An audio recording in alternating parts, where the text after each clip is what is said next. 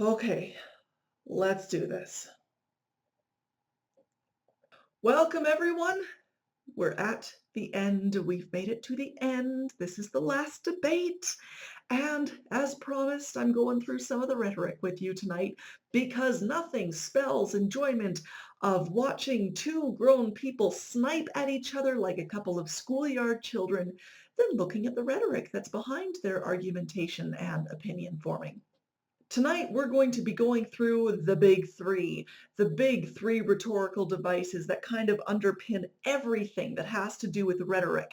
And these are known as Aristotle's appeals. You've got, first up, logos. That is the appeal to logic. And when you're thinking about appealing to logic, what it really means is not necessarily making sense, but just framing your argument in a way that sounds logical when you present facts that sound like they could be true or seem reasonable at the time, or when you provide figures and supporting evidence to back up your claim.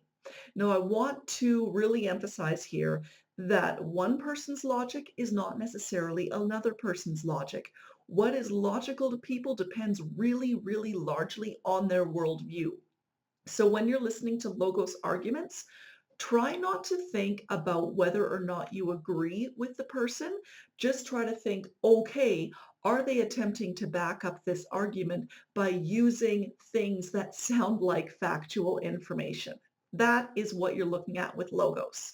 Next up, we've got ethos, and ethos is so important in politics. We elect our politicians primarily dependent on their ethos. The most straightforward translation of ethos is that it's the appeal to character. It's giving the audience the sense that the person who's talking to them has the character they desire. But if you look at ethos, it's not just about character.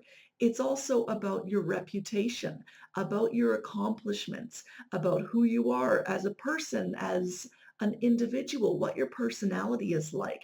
How trustworthy are you? Really, ethos is our sense of rightness, that the person who's giving us the argument or aspiring to office is the right person to be placed in that position or to be giving that argument and talking to us. Next up, the third one is pathos. Pathos is appeal to emotion. Anytime that someone is trying to make us feel very sympathetic or trying to express their sympathy towards us, they're appealing to pathos.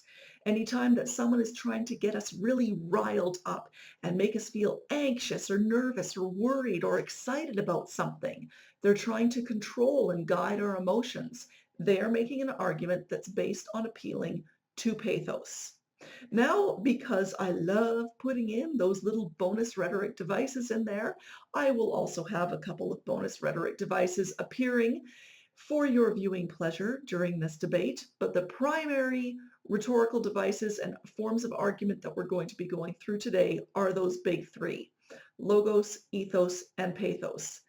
This one was fun and interesting to put together, so take a gander, and I hope you enjoy it. I ask a simple question. She's been doing this for 30 years. Why the hell didn't you do it over the last 15, 20 years? You were very much involved, excuse me, my turn. You were very much involved in every aspect of this country, very much. And you do have experience. I'd say the one thing you have over me is experience, but it's bad experience because what you've done has turned out badly. For 30 years, you've been in a position to help. And if you say that I use steel or I use something else, I make it impossible for me to do that. I wouldn't mind. The problem is you talk, but you don't get anything done, Hillary. You don't. Just like when you ran the State Department, $6 billion was missing. How do you miss $6 billion? You ran the State Department. $6 billion was either stolen, they don't know. It's gone. $6 billion. If you become president, this country is going to be in some mess, believe me. Well, first of all, what he just said about the State Department is not only untrue, it's been debunked numerous times. But I think it's really an important issue. He raised the 30 years of experience. So let me just talk briefly about that. You know, Back in the 1970s, I worked for the Children's Defense Fund, and I was taking on discrimination against African American kids in schools. He was getting sued by the Justice Department for racial discrimination in his apartment buildings. In the 1980s, I was working to reform the schools in Arkansas. He was borrowing $14 million from his father to start his businesses. In the 1990s, I went to Beijing, and I said women's rights are human rights. He insulted a former Miss Universe, Alicia Machado, called her an eating machine. And on the day when I was in the Situation Room monitoring the raid that brought Osama bin Laden to justice, he was hosting the Celebrity Apprentice. So I'm happy to compare my 30 years of experience, what I've done for this country, trying to help in every way I could, especially kids and families, get ahead and stay ahead, with your 30 years, and I'll let the American people make that decision. Well, I think I did a much better job. I built a massive company, a great company, some of the greatest assets anywhere in the world, worth many, many billions of dollars. I started with a $1 million loan. I agree with that. It's a $1 million loan, but I built a phenomenal company. And if we could run our country the way I've run my company, we would have a country that you would be so proud of. You would even be proud of it. And frankly, when you look at her real record, take a look at Syria, take a look at the migration, take a look at Libya, take a look at Iraq. She gave us ISIS because her and Obama created this huge vacuum. And a small group came out of that huge vacuum because we should have never been in Iraq, but once we were there, we should have never got out the way they wanted to get out. She gave us ISIS as sure as you are sitting there. And what happened is now ISIS is in 32 countries. And now I listen how she's going to get rid of ISIS. She's going to get rid of nobody.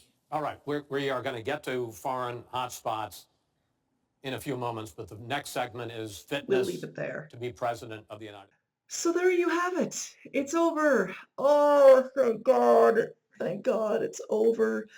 The final debate in this series of completely absurd political debates.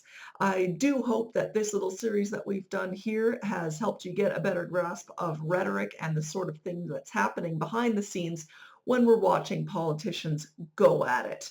Maybe it'll make you a little more aware and a little bit more appreciative of this next time you get the wonderful opportunity to witness it.